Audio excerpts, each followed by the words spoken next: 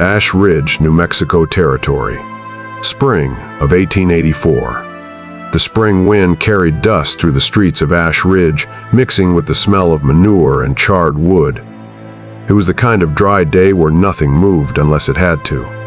Folks gathered in the market square, drawn by the promise of livestock, tools, and something stranger. Her name was Kate Wynne, 22 years old. Blue dress faded at the seams, hands clenched at her sides like she was holding something in. Her father shoved her into the center of the square like she was meat on display. "She can cook, sew, and keep quiet," he said. "Anyone with coin can take her home tonight." The crowd didn't laugh, not loudly at least, but the silence between the murmurs was worse. Women looked away. Children peeked from behind skirts. Kate stood there with the sun burning her skin and shame burning worse beneath it. "She's barren," her father added. "Tried for years, nothing happened. But she's got steady hands and teeth in her head. That counts for something." Kate didn't plead. She'd done that before. Once when her husband threw her out after 2 years of trying. Once when her wedding dress was torn from her by hands that used to hold her. It hadn't mattered then, so she stood in silence. Near the back of the crowd, her mother stood with a worn shawl pulled tight around her shoulders, eyes fixed on the ground, lips pressed into a line.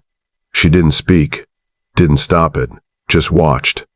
And when the crowd parted, she drifted with them, head low, swallowed by the flow of people. Like she hadn't come to watch her daughter be sold, only to leave with everyone else. A man stepped forward, broad-shouldered, shirt stiff with dust and trail wear. A wide-brimmed hat cast a shadow over most of his face. His coat smelled of horse and pine. He didn't ask her name. He didn't look her over like a buyer. He simply reached into his coat, pulled out a leather pouch, and dropped coin on the table. No bartering, no questions. Her father raised an eyebrow. "You sure?" he said. "She don't come with a refund." The man didn't flinch, didn't look at Kate. "She won't be judged anymore," he said. And then he turned and walked away. Kate didn't move. The crowd had already begun to drift off. No one cared where she went now. Her father gave her one last push. "Go on. You're his now." She bent to pick up her satchel, just a pair of old shoes and a locket with her mother's face inside, and followed the stranger into the dust.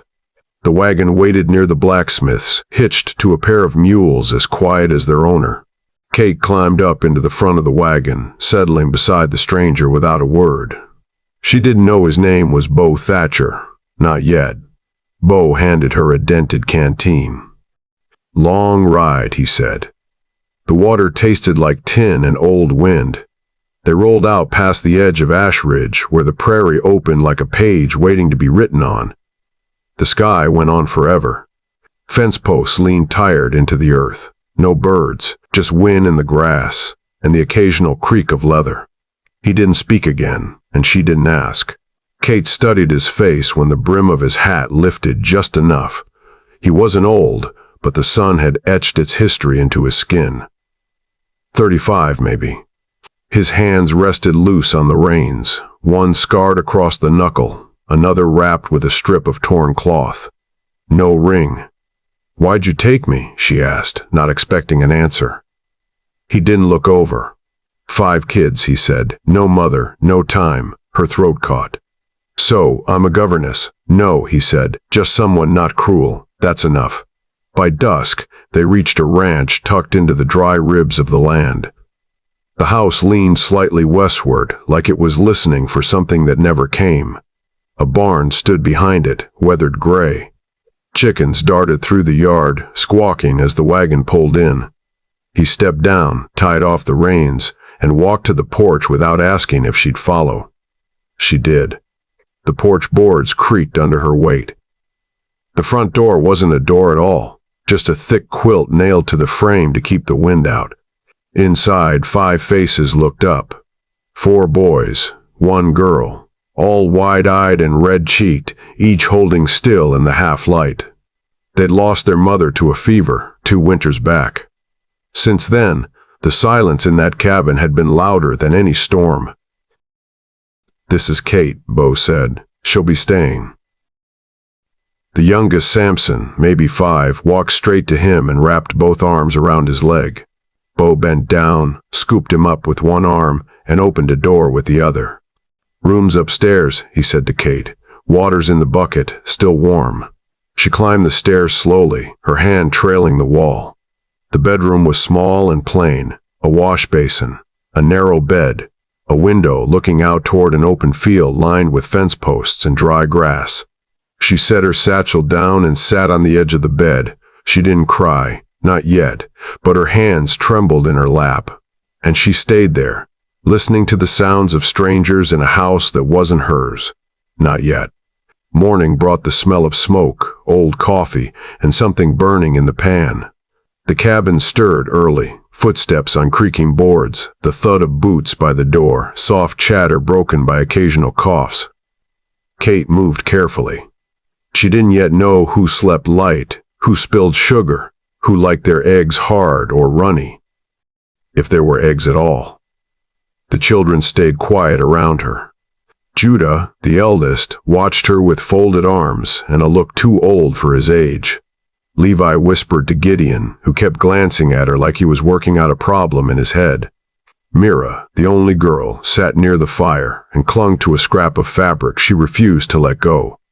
Samson, youngest of the 5, hovered nearby and mimicked her every move in silence. She tried to cook. The beans turned to paste. The bread wouldn't rise.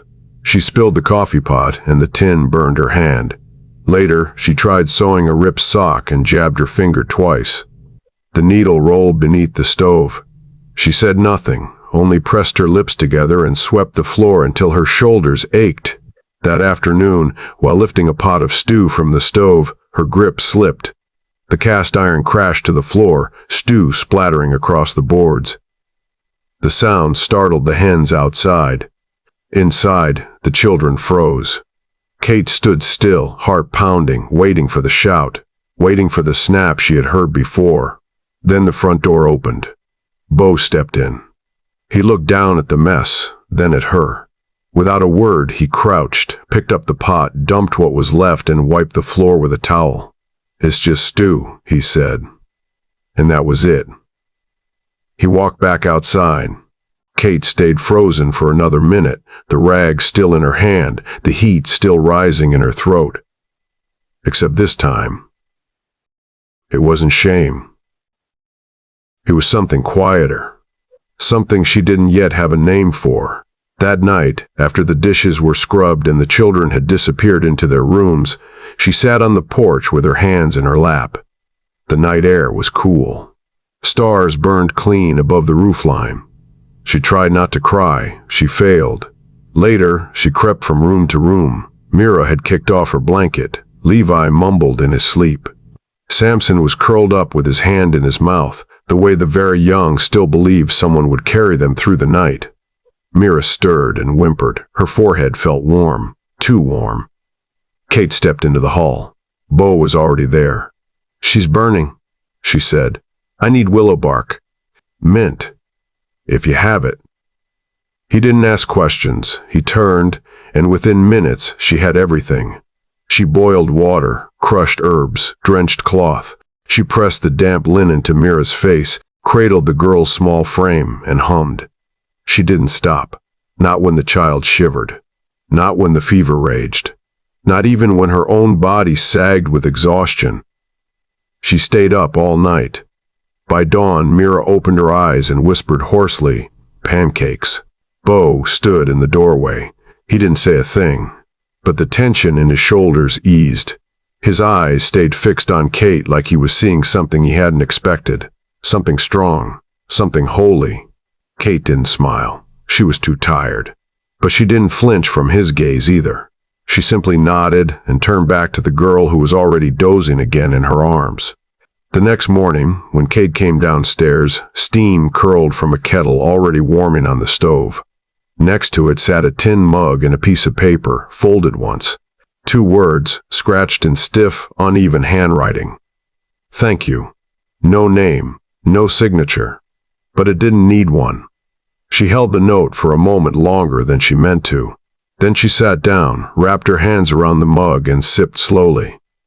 The tea was sharp, bitter with pine, but it warmed her chest like something solid. Through the window, the prairie stretched out, wind brushing through wild grass. She watched it in silence. Something in her, tired, tight, and long kept shut, began to shift. Later that day, she was rinsing pots behind the cabin when Samson came wandering up, his arms raised. "Maple," he said, bright and sure. She turned, startled. He wrapped his arms around her legs and grinned like he'd just named the moon. She didn't correct him. She bent down and pulled him close. And for the first time in weeks, she smiled. Not because someone expected her to, but because she wanted to. As spring settled into the bones of the land, the rhythm of the cabin began to change. Kate's hands found their steadiness again. Bread began to rise. Beans stayed whole. She stitched feed sacks into scarves, one for each child. They wore them without asking why. She taught letters by candlelight, helped Gideon trace his name on a piece of kindling, sang soft songs over cracked soup bowls, braided Mira's hair into 2 clean ropes, tying them with blue ribbon scavenged from an old trunk. She learned what each child feared. Judah hated thunder. Levi lied when he was embarrassed. Mira got quiet when she missed her mother. None of them asked her who she was. They watched what she did. They listened to how she stayed. The first time one of them said it, it came out like breathing. Levi passed her a spoon and muttered, "Here, Mama." The room went still for a beat. He didn't correct himself. Neither did she. The next day, Gideon said it. Then Mira. Then Samson, who'd already decided she belonged to him. And that was that. She was Mama now. No ceremony. No announcement. Just the slow naming of what already was. That night, Bo sat on the porch with a piece of wood in his lap, carving by lantern light. Kate walked past with a bundle of laundry in her arms. "You ever think about leaving?" he asked, eyes still on his hands. She paused. "I did," she said, "a while back." He nodded once. "Why didn't you?" Kate looked out at the dark fields where the swing she'd hung from the oak tree moved slowly in the breeze. "For the first time in my life," she said, "no one's asking me to be anything I'm not." The town of Dust Bend crouched low on the horizon, dry, sun-bleached, lined with shuttered windows and sharp eyes. Kate hadn't set foot there since the day her father sold her like livestock. One afternoon, Bo hitched the wagon and paused at the step. "Need salt." "And nails," he said. "Come if you want." Kate climbed up without asking why. The road to town rolled quiet and open. Dust kicked up behind the mules. Bo kept one hand on the reins, the other resting on his thigh. His hat stayed low. His words were fewer than usual. In Dust Bend, he went inside the general store. Kate waited on the porch, arms folded, eyes scanning the street.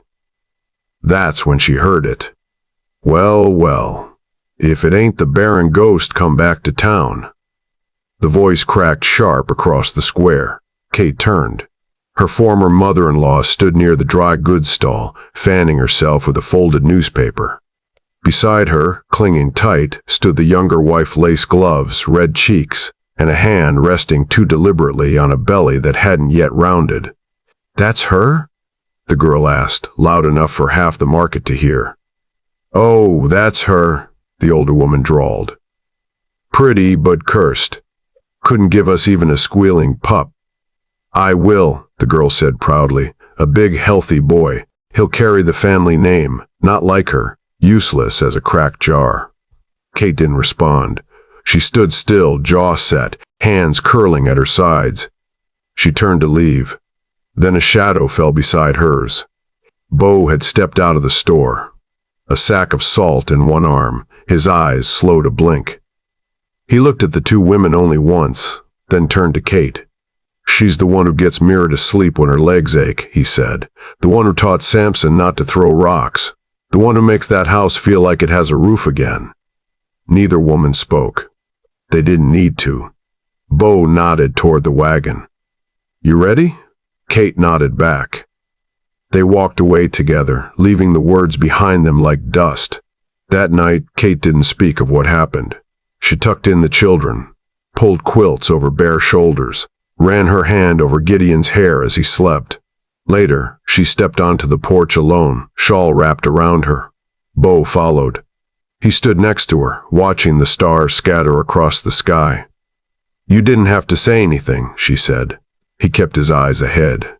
I didn't say it for them. The air was thick that night, still and close, like the land was holding its breath. The lantern inside the cabin flickered behind the curtain, and the world outside lay dark and dry. Kate stepped out with a bucket in hand. The sky stretched black above her, stars dull behind a thin veil of heat. She moved toward the well, bare feet silent on the dirt path. She didn't see him at first. He leaned against the fence post, half in shadow, shoulders hunched, hat tilted back. A bottle dangled loosely from his fingers. Clay Vaughn, the trapper from the next ridge. Drunk. Again. Well now, he called, voice slurred. Look what the wind carried in. Kate froze. Thought Bo kept you locked up tight, Clay said, pushing off the post. Guess not tight enough. It's late, Clay, she said. Go home. He stumbled closer, breath thick with whiskey. I remember when they sold you, he muttered. Figured you'd end up somewhere quiet. Didn't think Bo had that kind of taste. Kate backed a step. Don't come any closer. He grinned and kept walking. Come on now, he said, voice turning low. Just wanted a look. After all that talk, you owe us at least a smile. Then he reached out. His hand caught her wrist. Dirty, rough, unwashed. Before she could scream, before she could twist away, the barn door slammed open behind them. Bootsteps. Fast. Solid. And then, Bo hit Clay clean across the jaw. One punch. The trapper hit the dirt like a felled tree, groaning as he curled into himself. Dust lifted around them. Bo stood over him, chest heaving, fist still tight, blood trailing from his knuckles. He didn't look at Clay. He turned to Kate. You all right? She nodded, but her breath came shallow. Her hands shook. I'm sorry, she whispered. She didn't even know why. Bo stepped forward. He untied the red kerchief from his neck and gently took her hand, the one Clay had grabbed. He wrapped the cloth around her wrist, slow and careful. No one touches you, he said, voice low, steady. Not unless I say. Then he looked at his bleeding hand and shook his head. Damn fool, he muttered. Not at her, not at Clay, but maybe at the world. Back inside, Kate boiled water and cleaned his knuckles in silence. The room smelled of soap and copper and smoke. You didn't have to do that, she said. Bo didn't flinch. He put his hand on you. You don't like fighting. I like it less when someone scares you. She stopped, pressing the cloth to his skin with a little more pressure. I cried, she said, voice catching. But not because I was scared. Bo looked up. Because no one's ever stood up for me like that. He didn't answer. But something passed in his eyes. Something warm, unguarded, as if her words had settled deep in him. When she finished, he flexed his fingers once, and she wrapped the cloth around them neatly. I don't want to live in a world, he said quietly, where a man like that thinks he can say those things to you. Or worse. Kate smiled faintly. Her wrist still ached, but her heart did not. The morning was cold enough to turn breath visible. Kate was kneading biscuit dough in the kitchen when a scream shattered the quiet. High, sharp, one of the children. She dropped the bowl, flour flying into the air like snow, and ran barefoot out the door. Gideon lay near the woodpile, crumpled, his face contorted in pain. His leg was twisted underneath him, and the old axe sat just inches away, its blade streaked red. Kate knelt beside him, already pressing her hands to his thigh. Oh God, she whispered. Bo came running. His face was pale, but his hands were steady. He scooped the boy up without a word. Boil water, bandages, now. Kate ran. Her heart pounded so hard she couldn't hear her own footsteps. She filled a pot and grabbed the clean muslin from the cupboard. By the time she returned, Bo had cleared the kitchen table and laid Gideon across it. His pant leg had been cut away. Blood oozed from a jagged gash along his thigh. Kate pressed the cloth down. The boy cried out, teeth gritted, fists clenched. "I know, baby," she said, her voice cracking. "I know it hurts. Just hold on." She worked with trembling hands. Her tears dropped to the cloth as she wrapped the wound tight, knot after knot, press after press. Red soaked through the fabric, but the bleeding slowed. Bo stood nearby, silent, watching. Then Gideon blinked up at her, pale but awake. "Don't cry, Mama," he whispered. She pressed her lips together, breathing in the name like a prayer. "Mama," he said again, "you make the best biscuits." Kate placed her hand on his cheek and bowed her head, the tears finally coming without shame.